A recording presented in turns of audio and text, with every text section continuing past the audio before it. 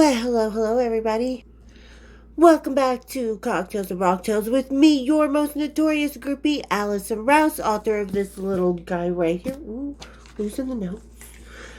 This little guy right here, these books as well, where you can get all that down in the description, my merchandise, everything. So go down, feel about, check it out. Some good stuff down there. And as always, I like to start off with a big thank you, a big hug. I just can never be grateful. There just words can never tell you how grateful I am for the family here, for everybody. Got a lot of really great friendships, met a lot of really cool people, had some great conversations, have some new girls coming on that are current groupies so we can see what's going on in today's scene. So it's just been so enriching to my life. So thank you guys so much. I just truly, from the bottom of my heart, love you guys. So love and light to you all. Thank you. And today we're going to get into a topic that's a little bit kind of tricky. This is non-political, nothing like that. It's just kind of today's culture. Have we canceled out sex, drugs, rock and roll? Is it easy just to cancel culture or musicians, stuff like that? So we're going to kind of get into that today, because with the release of Eminem's new song Houdini, there's a big brouhaha, from the younger generations. And a bit of whining from Justin Bieber. And today we're going to do this little cocktail. I just found this at the liquor store. I'm not quite sure what it is. Unzipped pants and not quite sure, but started out rock and roll, not quite sure what it was, and damn, so it might be good, might be Kip Winger, who knows. What is this? Ready to serve. So it's a sunflower made with vodka, orange juice, and other natural flavors. That's kind of scary. Lord knows what natural flavors can be. But all right, everybody, grab your sunflowers, kick up your feet, and let's have a little cocktails and a rocktails. I probably should have put ice in here. But when it comes to alcoholic drinks, there's just not enough room in there for the ice. It takes up more room for the booze. But all right, cheers, big ears. Ooh, that takes up the whole glass.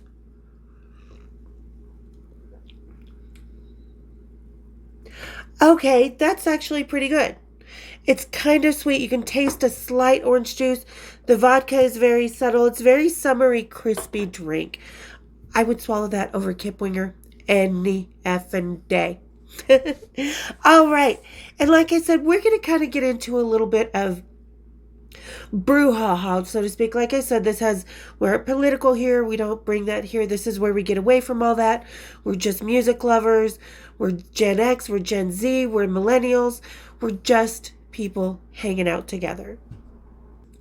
So it kind of started with, like I said, Eminem releasing his new song Houdini, which is fucking fabulous. I love that it's a retake on who he was then, and I love that he still has a sense of humor about it, because it was just a damn funny song back then, and it's an even more fun and funny song now. Despite the fact Justin Bieber's like, Eminem, why you dissing me? Dude, didn't you just diss P. Diddy, rightfully so, in your songs? So why are you crying, Justin Bieber? And because the whole world is so on Eminem, not the whole world, but the younger generation, because they're like, they haven't heard all of his music from before. So you're on TikTok seeing, Gen Z reacting to the song Kim that M wrote about, his ex-wife, and about his mom, and the original Slim Shady and stuff like that. And they're just appalled. And it's like, but then you have Taylor Swift, which I think Taylor Swift is a phenomenal woman. I'm not the biggest fan of all of her music, but she has really built a career beautifully without being one of those child actors who had to go through hell or who got into the drugs and their career spiraled. She's amazing to her band, her crew, her dancers. People fight to work for her, and they do not want to quit working for her because she's that amazing. So Taylor Swift has really built that career on writing songs about ex-boyfriends. The whole world was when she released the recent one with the diss to Kim Kardashian, supposedly in the song, that's allegedly. the whole world was like, oh, Taylor, go, you go. You just dissed her, blah, blah, blah. She had support because Taylor has really made, like I said, her career on writing about her life and being vulnerable and really kind of putting herself out there when it comes to her relationships because she's already lived her whole life in the public eye. So she just embraces it and does the best she can with it and really kind of lets her feelings show. She doesn't hide them, but neither did Eminem. If you look at both Eminem and Taylor Swift, you can put them side by side, and we can see their progression of life, relationships, of instances of things that happened to them, of that they've experienced, but they're just so polarly opposite. Taylor obviously kind of had a more charmed upbringing, quote unquote, than Eminem did. So of course their chapters in their lives and their music coordinating with that are going to be two totally different things.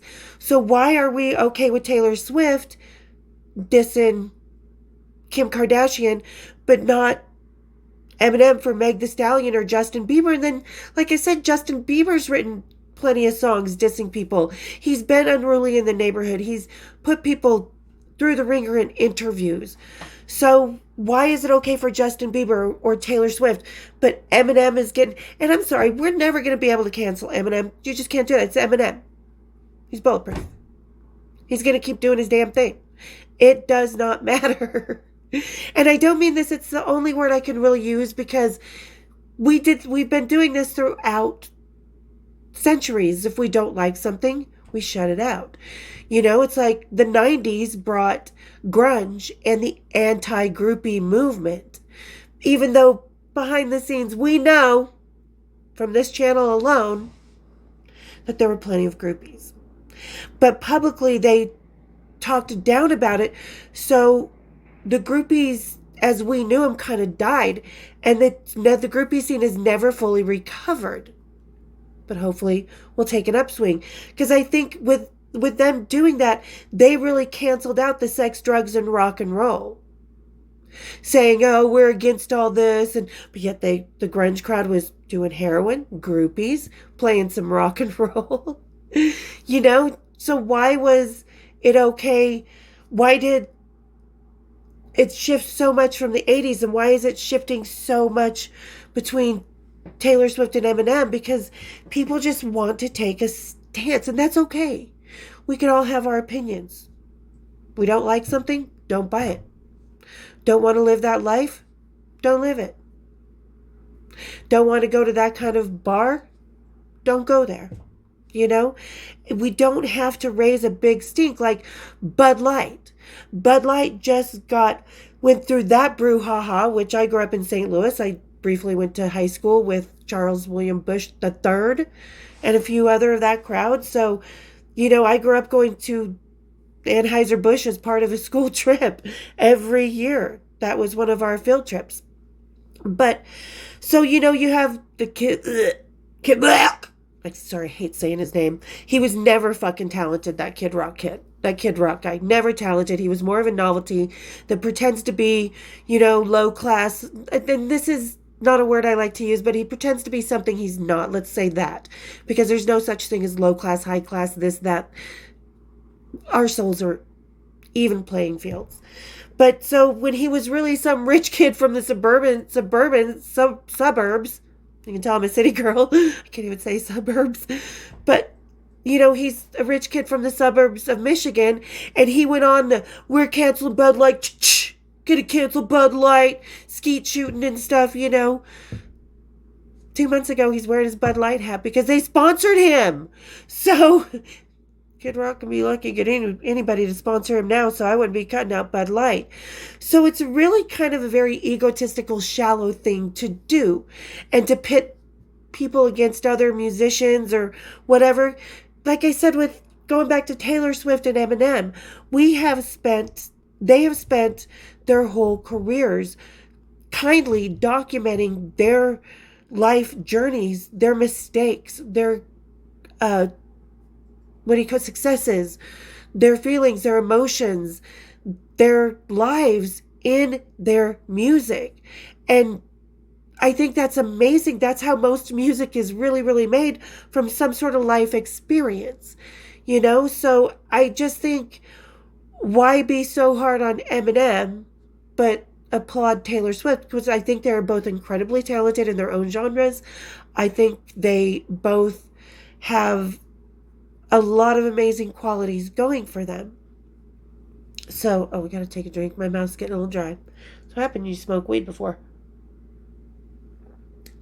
Yeah, I said it.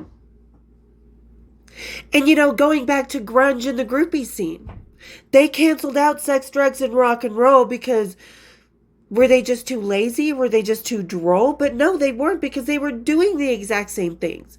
So why is it that 70s groupies were the queens, the 80s groupies are kind of, we've been non-existent in our voices, but then you jump to the 90s, to the grunge, that never really recovered the groupie scene, because in those interviews in which they were lying and being fake, they were creating a domino effect in the back of society's mind, to say, well, groupie scene is dead. They're just a bunch of whores. Just a whores. And they don't really go with our lifestyle choices. Well, your lifestyle choices, as we know, Chris Cornell, Andrew Wood, Landry the Love Child from Mother Love Bone, the OG band who kicked off the grunge movement, Pearl Jam, as we know, My Sister's Machine, Green Apple Quickstep. Screaming Trees probably didn't get as many groupies, but you know what I'm saying. All those 90s grunge band, they got just as many groupies as the fucking 80s glam guys.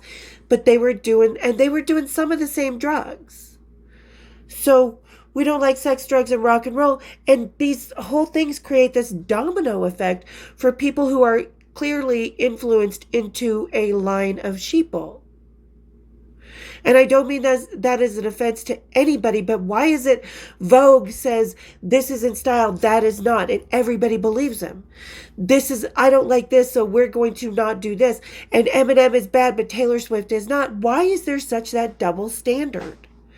And I may be all over the place, but this is something that I kind of don't get, because I love the new Eminem song.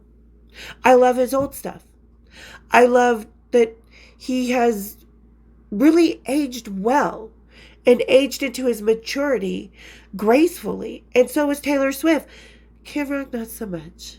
He's kind of not changed. So, and again, this has nothing to do with voting ballots or nothing. This is just how I feel. I don't think Kid Rock was really ever that incredibly talented. He just knew how to put himself together, put together a song, put together marketing, stuff like that. Excuse me. Marrying one of the biggest sex symbols in the world, briefly. But he went back to Bud Light. Just like people, watch Mrs. Doubtfire and some like it hot, but then have a problem down the line. It's just, and to each their own. But I'm not here to give you your opinion. I do not want to tell you what to think at all. I'm just kind of wondering, because like I said, the balance in rock and roll with all this double standards and so-called canceling and stuff. Because like I said, you ain't never going to be able to cancel Eminem. He's part of Gen X. We got him. And he's Eminem.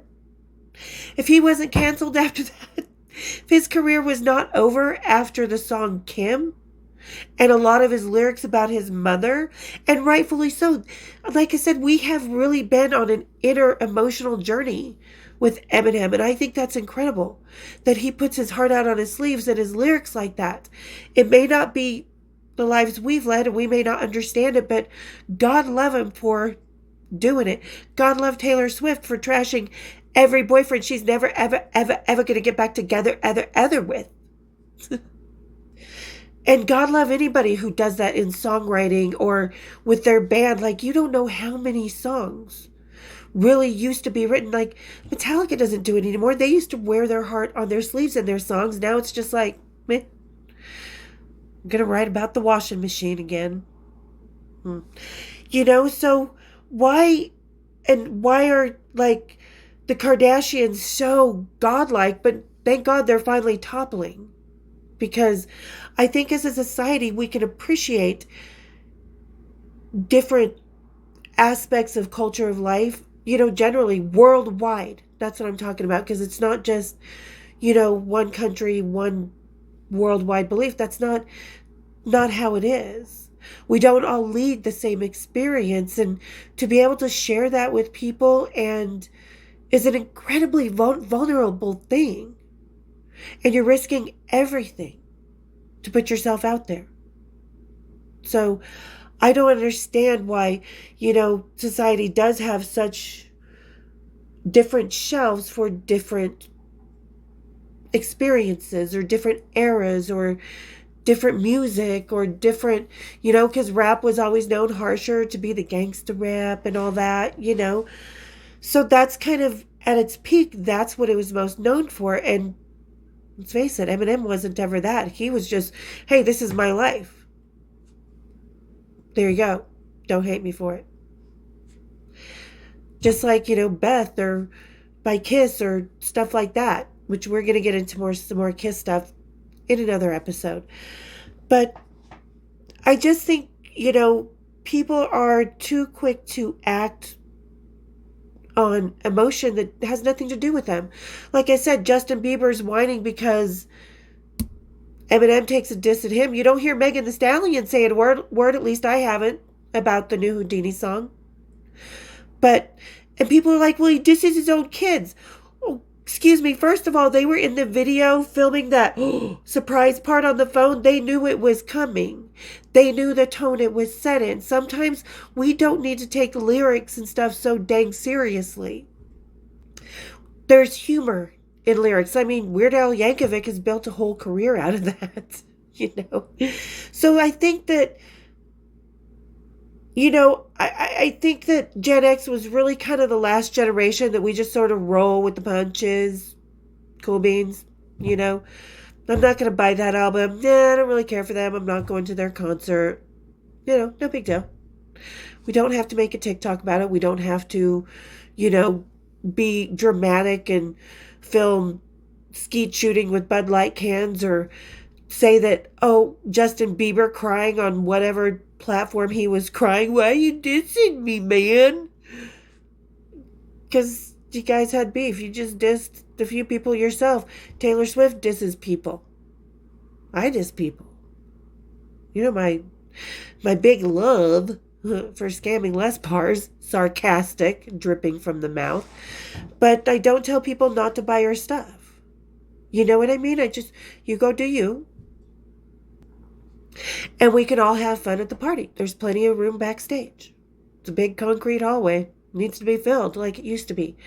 So it's like, why, Gen Z, are you trying to cancel someone that, first of all, can't be canceled, but then okay with another because she's sweet and innocent and she's always played that part? Because I love Taylor Swift. After I saw her chugging a beer at that Super Bowl and putting it down like, yeah, that's my girl. I'll pull up for that kind of drinking. But anyway, not that I'm a fan of her music or anything. I just think there's little things I like about different people or don't like about different people, stuff like that. And that was one thing that I was just like, fuck yeah, girl, you chug that.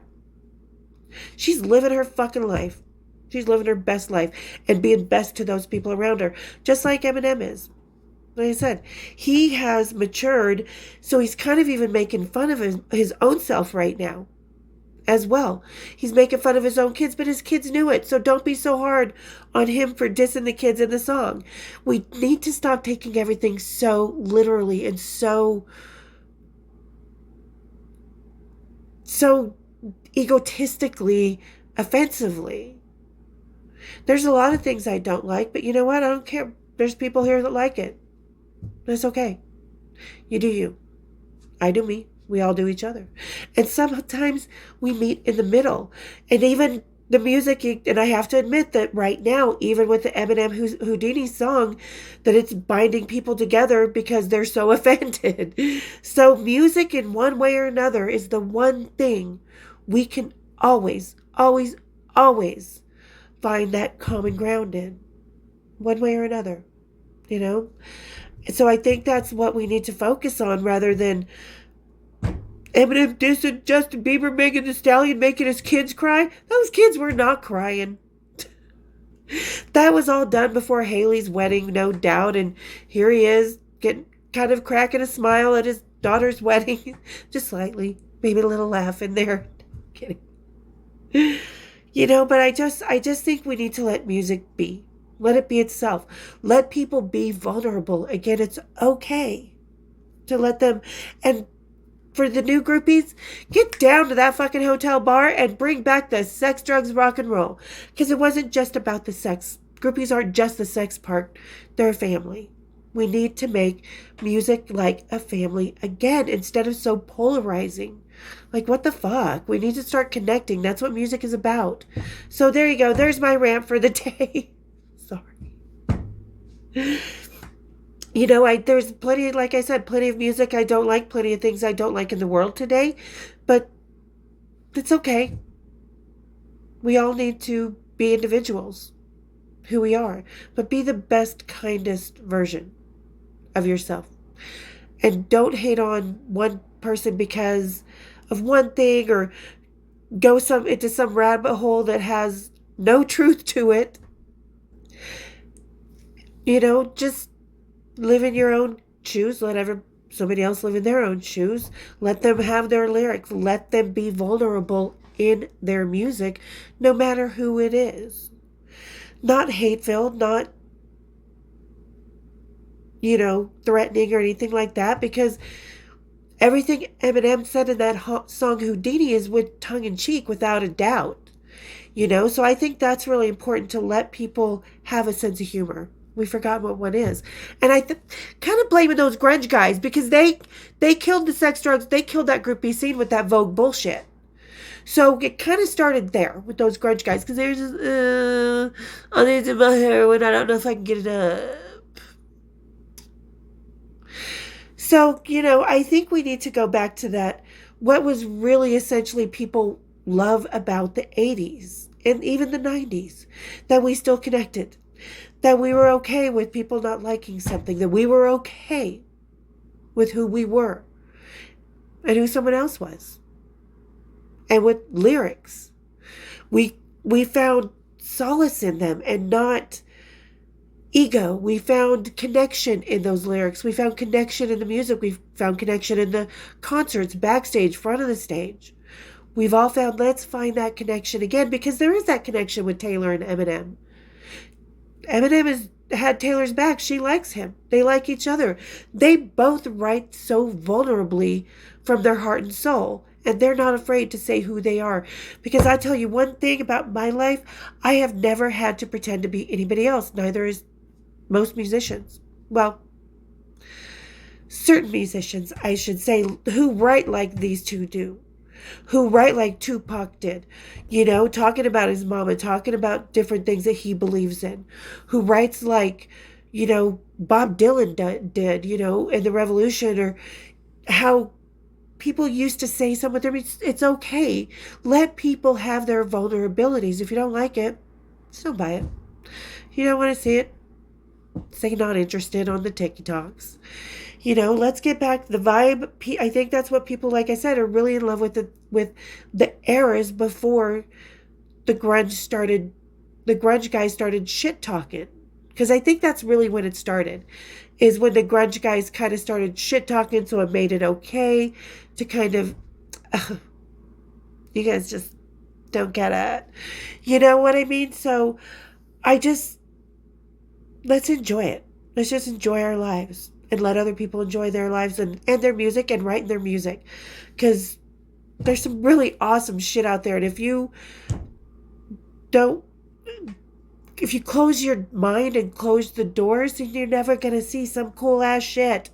So open your eyes, get behind the wheel and start driving and looking at the trees. Well, okay, maybe not looking around while you're driving.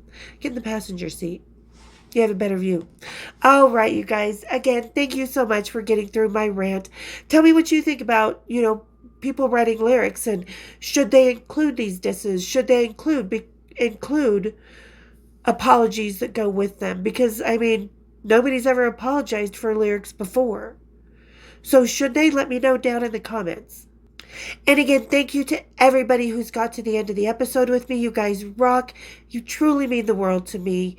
I just, people want to hear what, I have to say, and we want to have a conversation about that, and I love it. So thank you guys so much. And as always, for you guys just kind of haunting the channel, get down there, press that subscribe, hit the bells, become a family member here on Cocktails and Rocktails. We'll see you next time. Cheers, big ears.